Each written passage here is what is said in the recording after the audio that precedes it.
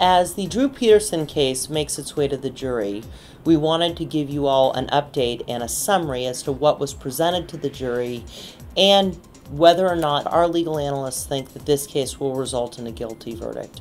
Ryan Kerns is our new attorney and legal analyst.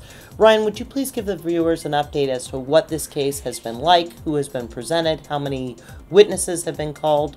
The defense has now rested their case. The prosecution called 33 witnesses, mostly hearsay witnesses, as well as a couple of pathologists to discuss the body of the victim, Kathleen Savio, the third wife of Drew Peterson.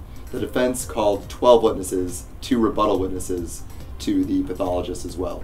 Now, the majority of the witnesses that were called testified through hearsay testimony regarding things that were said by Drew Peterson to his wives or to these witnesses. The pathologists that were called testified as to the injuries on the body of Kathleen Savio to determine whether or not it was an accidental fall in her bathtub that killed her or whether or not it was a struggle with an assailant.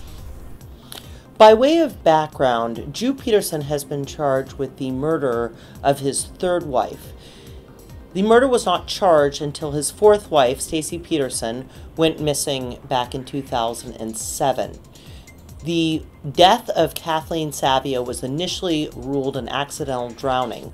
However, after his fourth wife, Stacey Peterson, went missing in 2007, Kathleen Savio's body was exhumed and re-examined and determined by the coroner to be an intentional drowning. During the trial, there were 30 prosecution witnesses. This case has been very unusual from a legal standpoint because the bulk of the evidence against Drew Peterson has come in by way of hearsay evidence. There's very little physical evidence in this case, and our question that we're examining today is, can a jury convict based on this hearsay evidence? And will they? Up until the defense botched the case, an acquittal was most likely.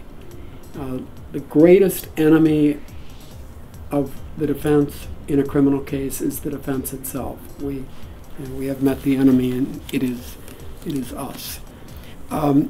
Apparently, they had a case based entirely on hearsay, and it was garbage hearsay, just the worst possible thing, that the inadmissible hearsay, useless hearsay, and an acquittal was all but certain until the defense started putting on its case. My understanding is that the defense put on a witness, which the witness clearly showed, again through hearsay, but the impact of this can be overwhelming. The evidence which came in is that the fourth wife personally believed that Peterson had killed his third wife. We can attack that on hearsay grounds 6 ways to Sunday, but it is still in, and that is damning evidence, and that could be the turning point. If the prosecution wins this case, we don't know. They will have won it because the defense stepped on its own toes by bringing in evidence that the fourth wife believed that the third wife, that Peterson had killed the third wife. The worst possible mistake the defense could make, if they had done nothing, if they had sat on their hands, called the prosecution's bluff, said submitted, the defense would have won. Now the defense might lose. The sole reason they will lose is because of their own mistake. They are, to use the old French expression, they are hoisted on their own petard.